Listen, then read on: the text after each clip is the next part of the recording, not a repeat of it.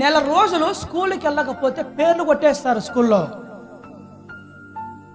నేను అంటాను, నీకు ఇష్టం వచ్చినప్పుడు చర్చికి వస్తావు, నీకు ఇష్టం లేనప్పుడు చర్చి మానేస్తావు.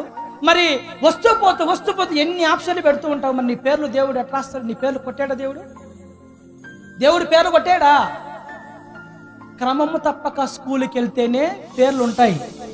క్రమము తప్పక మందిరానికి వస్తేనే పేర్లకు రాస్తాడు దేవుడు.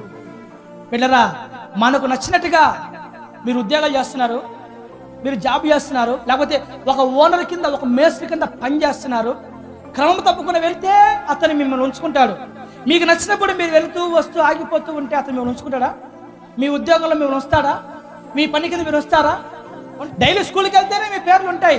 ఒక వారం వెళ్ళకపోతే పేర్లు కొట్టేస్తాడు. అట్లాగే పరలోకంలో మన పేర్లు జీవగ్రంథంలో మన దేవుడు రాయాలంటే క్రమము తప్పక ఆయన పాఠశాలకి నీవు రావాలి.